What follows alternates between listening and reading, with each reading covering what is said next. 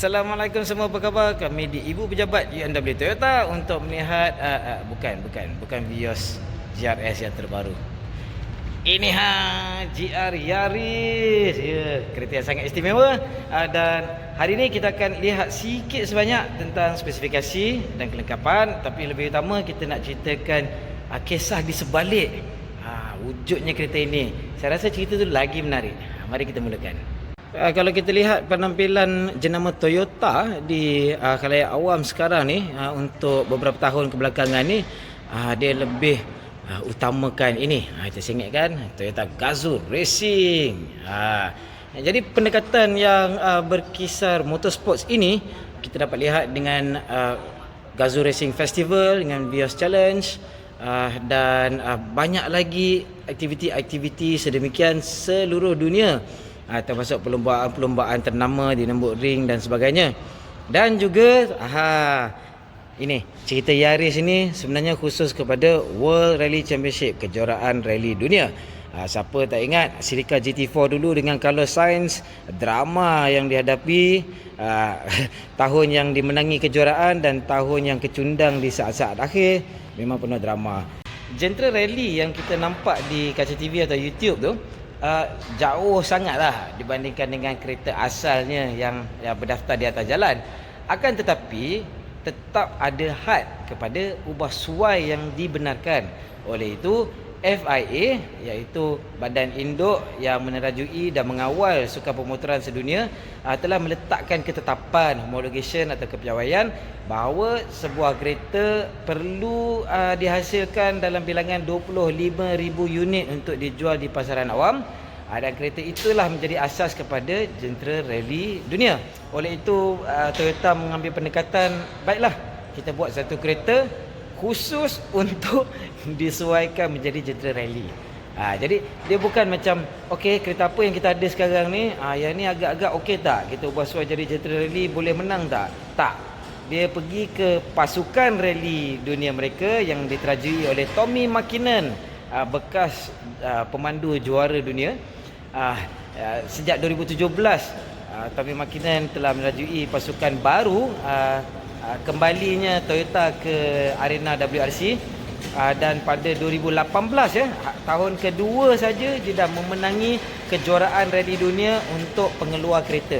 Jadi Toyota dah menang pada tahun kedua dikembali, dan untuk tahun 2019 dan tahun 2020 tak dapat juara dari segi jenama, tapi pemandu Toyota memenangi kejuaraan pemandu rally dunia untuk 2019 dan 2020. Jadi kereta yang kita lihat sekarang ni sebenarnya sepatutnya dimasukkan dalam kejuaraan 2021, tapi tak mampu.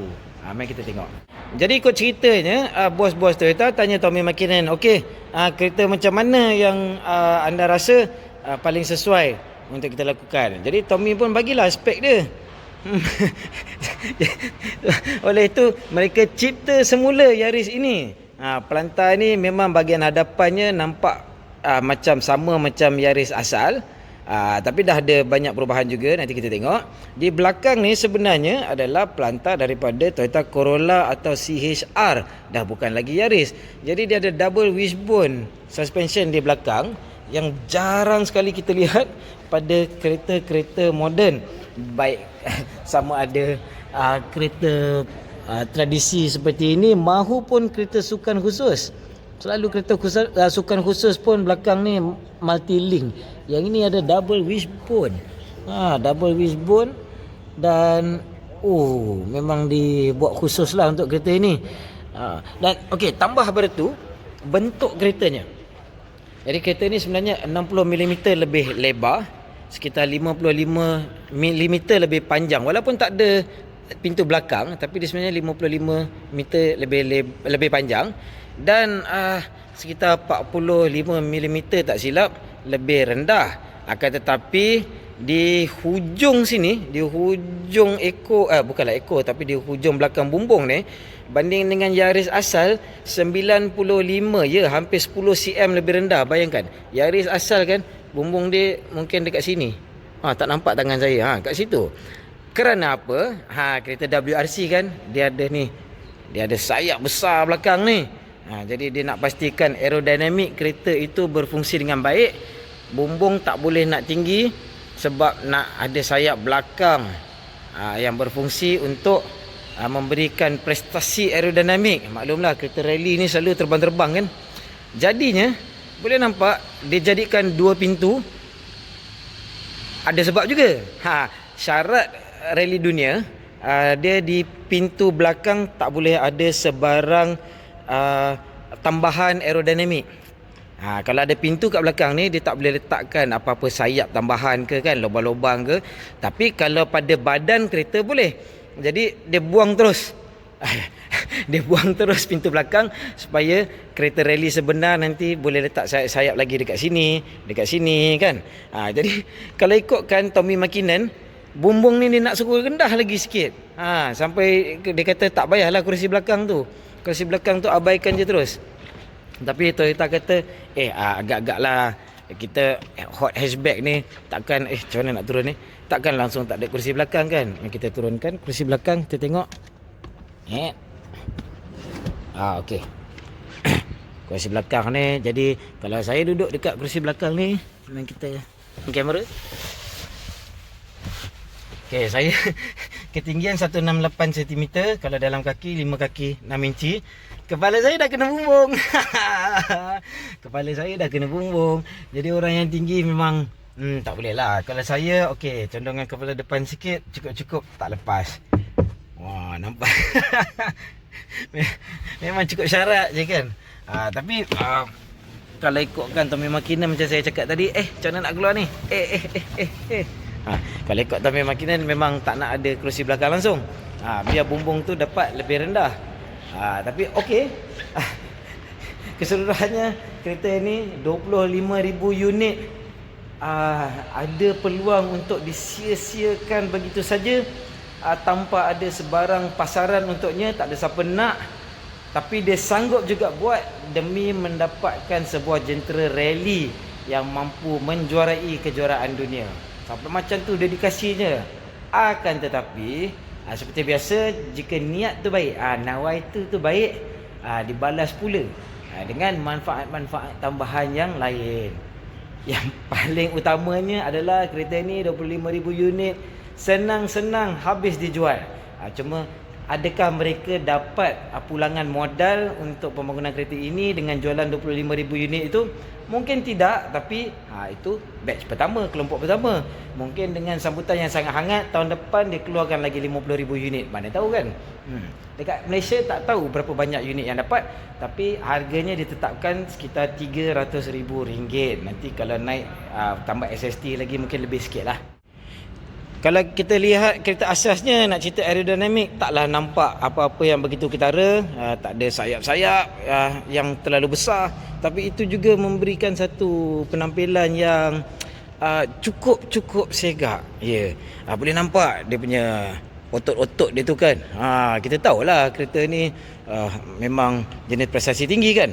Tapi dia tak keterlaluan dengan tambahan-tambahan aerodinamik. Cumanya ni je, kita boleh nampak dari depan ada sangat besar corong untuk sama ada menyejukkan brek ataupun mengalihkan udara ke kawasan yang sepatutnya. Tapi brek dia tengok ni. Ini datang dengan performance pack. Ada brek merah dan cakra brek ini lebih besar daripada yang anda dapati pada Toyota Supra sekalipun. Dan belakang ni, belakang ni istimewa sikit Sebab kenapa? Bukan setakat dia disc brake juga, dan nampak tu ada liang-liang dekat sini untuk memudahkan brake pad punya habuk-habuk brake pad atau sisa brake pad tu dialihkan daripada permukaan brake pad ataupun pelapik brake. Tapi mari kita tengok dalam. Ini yang melambangkan pendekatan pembinaan atau pembangunan kereta ini. Handbrake ni, mereka pastikan tidak menggunakan electronic handbrake. Kerana apa? Ini ada bos Toyota Jepun yang berasas di Malaysia. Mana? Oh, tak muncul lagi dia. Tapi dia ada dalam video ni. Dia cakap sendiri yang mereka menggalakkan pemandu GR Yaris ni menggunakan handbrake untuk buat pusingan handbrake. Ya, bayangkan. Dan handbrake ini akan ingat pacuan 4 roda. Jadi selalu pacuan 4 roda ni dia tak boleh nak kuncikan tayar belakang sahaja dengan handbrake. Jadi kalau tarik handbrake, kalau pacuan 4 roda biasa, dia memang tarik brake belakang. Tapi long shaft tu ataupun shaft pacuan tu akan juga menyambung kepada tayar depan. Jadi tayar depan pun akan ada kesan membrake juga. Dan tak membenarkan belakang ni kunci. Tapi dengan Gazoo Racing Yaris ni, dia boleh lepaskan pembeda tengah tu, center differential tu dia lepaskan. Bila kita tarik brake, dia ada sensor pengesan, dia lepaskan tu, dan pacuan akan dilepaskan daripada enjin. Jadi untuk seketika waktu bila kita tarik handbrake, dia pacuan roda hadapan saja dan belakang boleh kunci dengan brake. Sampai macam tu. Dan manual sahaja. Tak ada automatic, tak ada DCT ataupun dual clutch. Tak ada. CVT jangan mimpi. Memang manual 6 kelajuan. Tu. Nampak tu. Manual 6 kelajuan.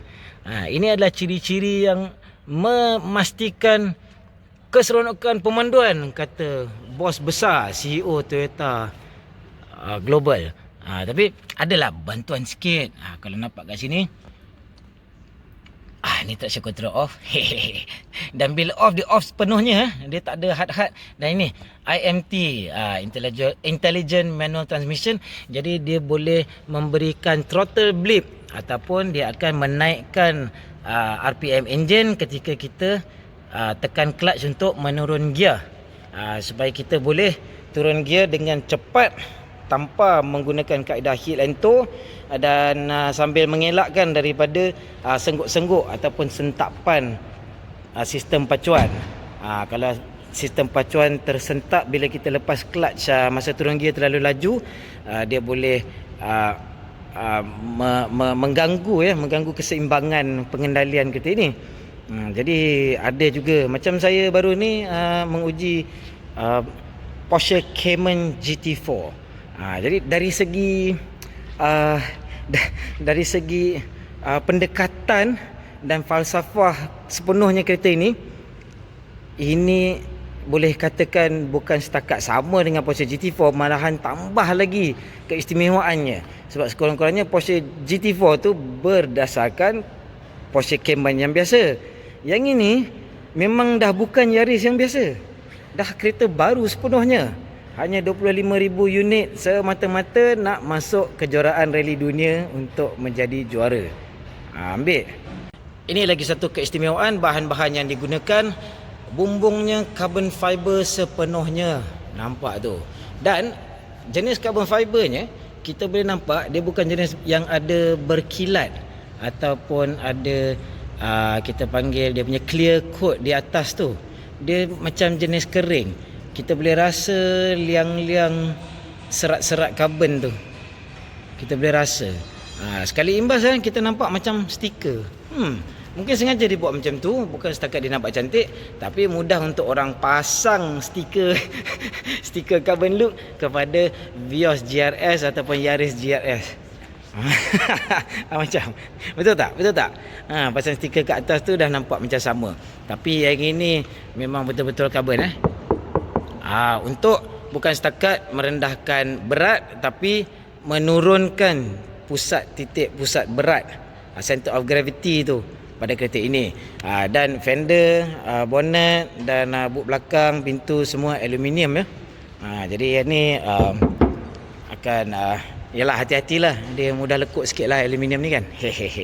Tapi demi mengawal berat keseluruhan yang hanya 1280 kg, dengan pacuan 4 roda boleh rendah menyentuh beratnya, tambah lagi dengan kerangka yang begitu utuh.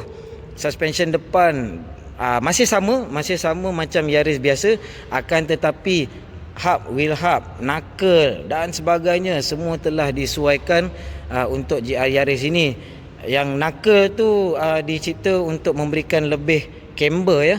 Boleh nampak dia camber dia negatif sikit. Nampak tu. Dia condong sikit macam tu kan. Untuk memberikan lebih negatif camber. Dan di belakang ialah memang lain sepenuhnya kan, untuk memuatkan pembeda di belakang. Ini performance pack datang dengan Torsen differential depan dan belakang. Torsen tu adalah jenama yang menggunakan torque sensing differential. Maknanya dia boleh kesan di mana bebanan ataupun daya tujahan yang diperlukan, dia akan memberikan kepada roda itu. Jadi kalau kita membelok ke kanan contohnya, dia boleh kesan bahawa tayar yang dalam belah kanan tu ada hilang cengkaman sikit, dia akan memberi kuasa lebih kepada tayar kiri yang di luar selekoh itu untuk membenarkan kereta ini mengambil selekoh itu dengan lebih cepat tanpa melepas minyak lah ataupun kuasa. Dekat belakang pun ada torque sensing dan tengah ada pembeda central differential tu yang boleh aktifkan melalui handbrake macam disebut tadi. Jadi antara sebab ia dapat mengekalkan berat keseluruhan yang agak rendah adalah enjinnya. Last nak cakap pasal kerangka ni. Kerangka ni dia dah tambah welding point. Maknanya titik-titik impalan tu semua dah tambah untuk mengukuhkan lagi kerangka dia. Dan juga adhesif. Adhesif ni macam senang cerita macam selotip lah. Kereta zaman sekarang ni dia ada buat macam selotip, macam seal untuk mengeratkan lagi dan mengukuhkan lagi sambungan-sambungan antara bahagian-bahagian besi yang dicantum untuk membuat satu rangka kereta. Jadi cantuman-cantuman tu ada seal tambahan, dipakai macam gum ataupun tape lah. Yang ni ada tambah banyak lagi adhesif tu. Dan itu enjin dia adalah 1.6 liter 3 silinder. Mari kita tengok. Sangat ringan bonet dia. Satu jari pun boleh angkat. Tapi tetap utuh. Dan ini adalah enjinnya, 1.6 liter turbo dengan 261 horsepower atau PS dan 360 Nm torque. Ini adalah enjin 3 silinder paling berkuasa di dunia untuk kereta produksi yang boleh didaftar atas jalan. Cumanya sebab dia sisi kecil, jadi walaupun dengan turbo, kuasa maksima atau torque maksima atas pada 3000 RPM baru dapat. Jadi nak kena rev lebih sikit lah kereta ni, tapi rasa tak ada masalah sebab manual 6 kelajuan tu saya rasa tadi, nanti saya tunjuk lagi sekali operasi dia sangat-sangat lancar. Mengingatkan saya Porsche Cayman GT4. Memang kereta itu kereta 1 juta, ini kereta 300,000, tapi rasa gear tu saya tak bohong, rasa hampir sama dari segi integrasi ataupun integriti mechanical yang dipaparkan. Yang kita dapat rasa memang sama. Jadi tak ada apa sangat nak dilihat lah. Enjin zaman sekarang ni kan buatlah prestasi kuasa macam mana pun, tapi kalau Italian saja dia rajin nak buat enjin tu nampak macam wow. Kalau pengeluar lain sekarang ni enjin nampak macam tu je lah. Tapi ia mampu untuk memacu kereta ini ke 100 km sejam dalam masa 5.5 saat sahaja, walaupun dengan transmisi manual. Kalau DCT saya percaya lebih laju, dan juga kelajuan maksima 230 km sejam. Tapi itu dikatakan dihadkan secara elektronik ya. Maknanya kalau dibebaskan had elektronik tu mungkin boleh pergi lebih laju. Kalau tengokkan nisbah gearnya panjang juga, taklah pendek sangat-sangat sebab dia agak berkuasa. Jadi tak sabar nak tengok berapa hal laju paling tinggi orang boleh lakukan bila penghad elektronik tu dibebaskan. Dan enjin ini pula banyak-banyak penguji di serata dunia telah pun meletakkan di atas dyno, dan didapati bahawa kuasa yang dijanjikan sebenarnya bohong. Dia selalunya memberikan kuasa yang sedikit lebih daripada apa yang dinyatakan di atas brosur. Bila kita lihat di dalam, lagi satu kehairanan lah yang melanda adalah dari segi praktikalnya tak banyak yang dikorbankan, kecuali macam saya sebut tadi lah, kedudukan penumpang belakang tu. Tapi boot sini dia agak tinggi, tapi bawah ni bateri dekat belakang ya, bukan dekat depan. Ini juga untuk imbangan berat ya kereta ini. Keseimbangan berat kereta ini, tak ada tayar kecemasan, hanya tayar repair kit. Dan okey lah. Tak begitu besar, tapi ingat hatchback ya. Jadi kita tetap boleh turunkan kerusi belakang ni. Mari kita tengok. Walaupun ini tak mungkin diutamakan oleh, macam mana nak kedepankan kerusi ni. Okey. Walaupun takkan diutamakan, tapi kalau betul diperlukan lah. Nampak tu. Rata sepenuhnya. Siap ada penutup ni, supaya kita mendapat satu permukaan lantai yang rata sampai ke depan. Jadi dari segi praktikalnya, untuk ialah memuatkan barang, rasa 2 suitcase besar boleh muat ni, kalau tak perlu ada penumpang belakang lah. Okey. Jadi kita lihat kerusi hadapan ni. Bila kita tengok kerusi ni, kita rasa macam kereta istimewa macam ni mestilah dapat ialah bucket seat lah kata orang kan, kerusi baldi.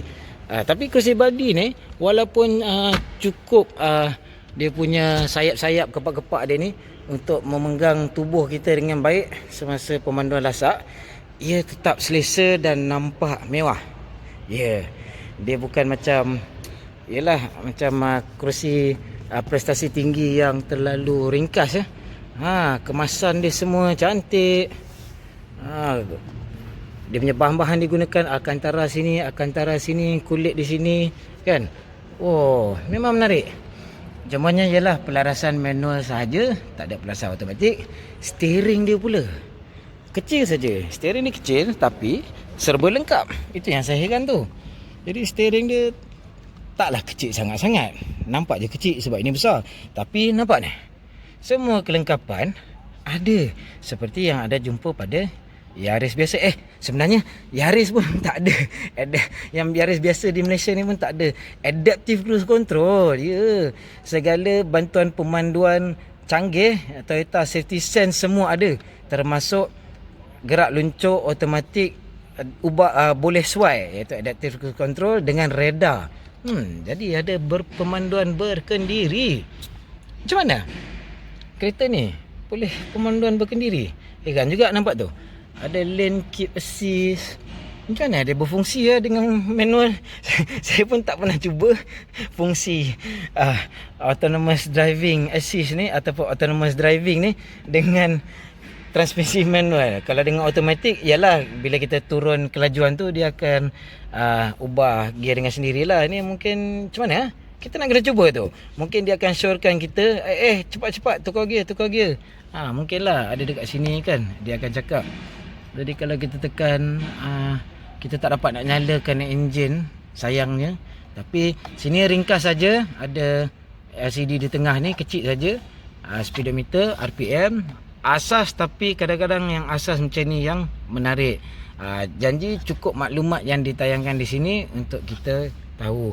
Ini pula nampak macam gaya lama sikit, heran ya.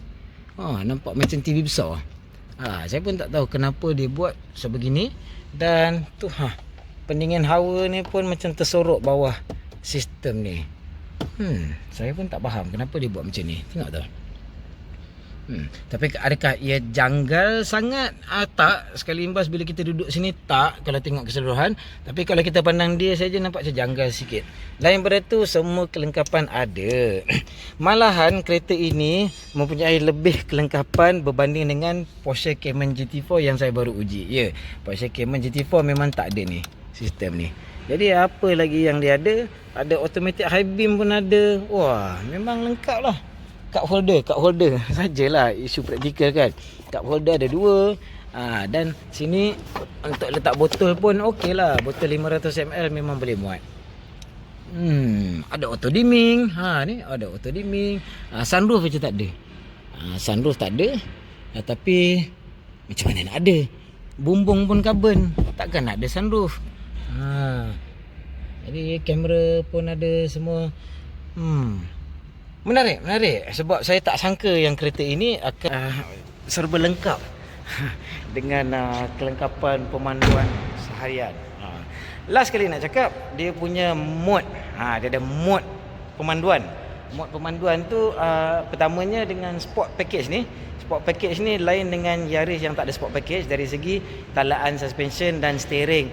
Jadi ingatkan GR Yaris ni dah cukup sport lah kan.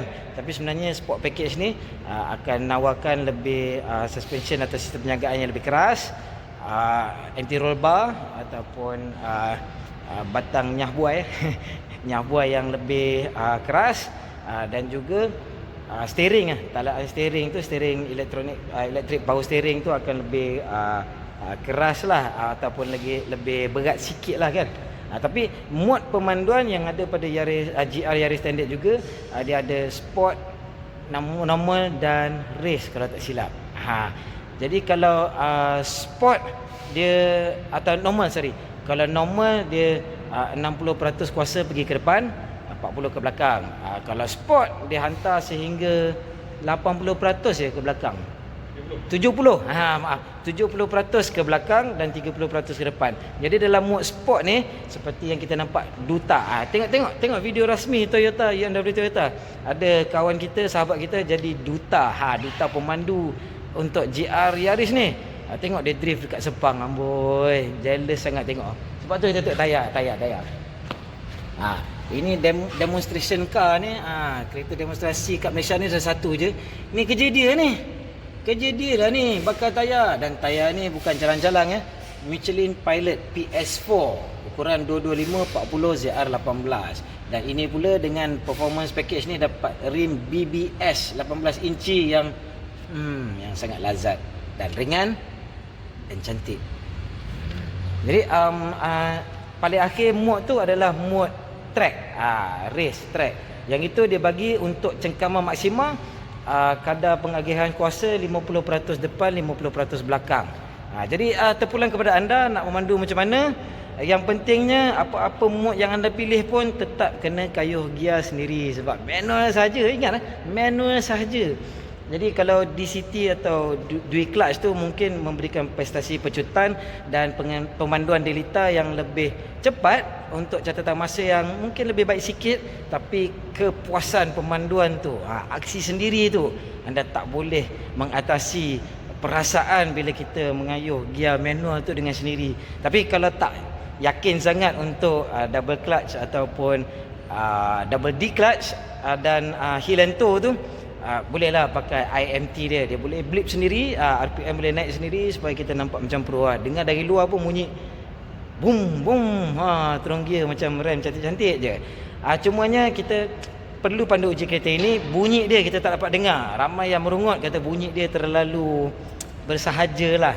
Ramai yang dah tukar exhaust di serata dunia, kita tengok YouTube dan sebagainya. Bunyi dia okey sikit, tapi tetap tak boleh lawan yang bukan turbo ataupun turbo zaman atau era 90-an. Turbo era 90-an dulu lain sikit lah. Dia tak begitu mesra alam dan dia tak perlu kisahkan tentang penjimatan bahan api. Jadi kereta ini semua ada. Kemudahan untuk pemanduan seharian ada, nak pergi jalan jauh pun boleh. Nak kata langsung tak selesa, tidak. Zaman sekarang dengan kereta prestasi yang tahap sebegini, dia boleh sesuaikan keadaan mengikut pemanduan ataupun rasa gaya perjalanan tu dia boleh sesuaikan ikut keadaan. Tapi bila kita betul-betul nak belasah dia dengan pemanduan sukan rasak tu, memang itu adalah keistimewaan dia lah. Itu memang dibina khusus untuk itu. Jadi untuk 2021 kereta ini tak akan beraksi di kejuaraan rally dunia. Kerana apa? 2020 ni, zaman Covid ni, mereka tak dapat melakukan ujian-ujian yang mencukupi. Jadi untuk tahun 2021 kereta ini yang dibina khusus dan dijual kepada khalayak awam khusus untuk memasukkan dalam kejuaraan rally dunia, sebenarnya tak akan beraksi di kejuaraan rally dunia. Tahun depan mereka akan masih tetap pakai kereta tahun ini. Tapi itu membuatkan kereta ini lebih istimewa lagi. Kereta special homologation yang belum masuk aksi pertandingan. Dia seumpama kita dah panggil tukang masak selebriti macam Chef Wan tu, khusus untuk buat majlis perkahwinan ke, majlis acara apa-apa kan. Tapi acara tu tak jadi. Jadi chef tu ala-ala dah ada, kita minta masak untuk keluarga kita je. Seumpama macam tu lah. Jadi tuan-tuan dan puan, GR Yaris. Dalam video seterusnya mungkin kita akan buat persembahan tentang Toyota Vios dan Yaris yang standard ni. Yang standard ni untuk orang ramai ni, yang diperbaharui. Tapi tak sabar betul nak dapat ujian. Dengar cakap Encik Zain kita, Encik Zain bulan 3 boleh dapat kereta untuk ujian. Agak-agak lah bulan 3 boleh dapat Mediacar. Diangguk je.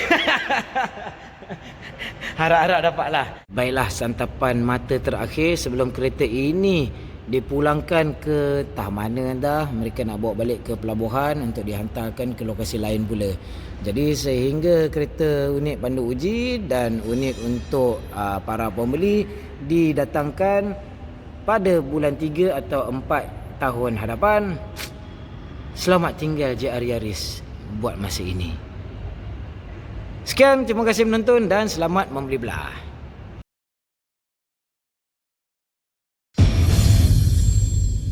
GR Yaris is born from WRC, a rally car for the road. For us, it's important because rally is the best place to develop a performance car. This is where control, handling, durability, adaptability, and versatility of the car is proven. To be honest, this is the car I've been waiting for, and it sure lives up to the hype. It has been more than 20 years, and such cars are truly rare these days. Bear in mind, Toyota is building only 25,000 units of the GR Yaris worldwide. The GR Yaris is built on a bespoke platform. Everything about this car is engineered for driving performance and perfection. It's lighter, more rigid and stiff. Also, it has more aerodynamic design. The car is built on the same line as the legendary LFA at Motomachi plant, or what we fondly call the GL plant. I noticed that lightweight materials are used throughout the car. The use of carbon fiber roof, which reduces the center of gravity, the aluminum panels such as the door panels, bonnet and boot, this gives the car an overall lighter weight to optimize the performance delivery. The car also has additional well points and adhesives for improved torsional and bending stiffness, which is a critical trait for a sports tuned car. This allows the GR Yaris to come with rimless windows. The 3-door body style aids aerodynamics. The lower roofline of 95mm achieves better wind flow, allowing better downforce.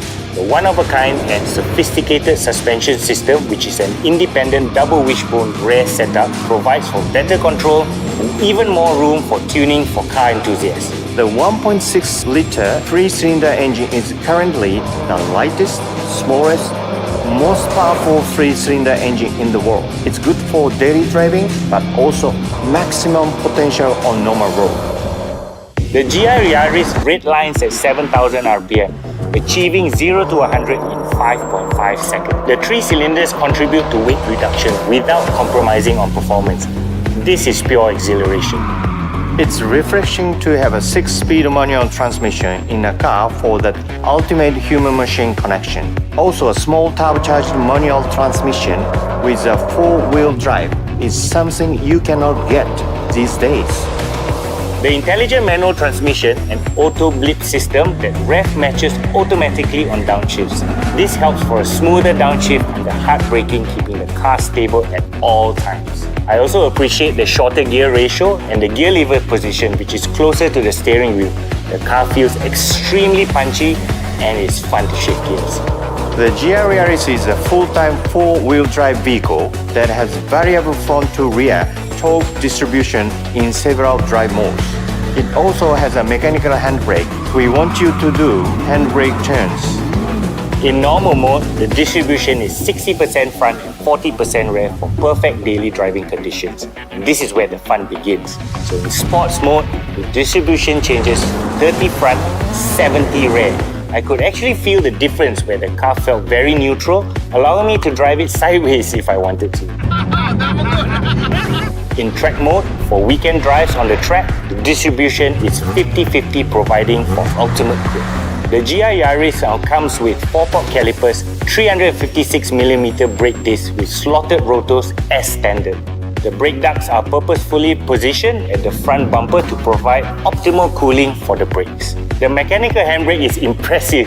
It allowed the rear axle to decouple when the handbrake is operated, and I had a feel of time on track until I ran out of tires. What's more, the performance pack comes standard with GR Yaris. The car also comes with forged 18-inch BBS rims with Michelin PS4 tires. I'm excited about the performance spec with front and rear Torsen limited slip differentials with stiffer springs and dampers. This provides even better response during braking, cornering, and better grip overall. This set of forged wheels are lighter and stronger, improving unsprung mass. These are actually one of the best road tires you can buy. Thanks to Toyota Gazoo Racing, we get to enjoy this wonderful engineering feat, which is the GR Yaris. This is really being part of the motorsports heritage, and I'm truly excited about this. Race cars that drive well can only become powerful when pushed to the limits. The same rule will apply for the cars we deliver to our customer. The GR Yaris is a testimony to our commitment to build ever better cars for you.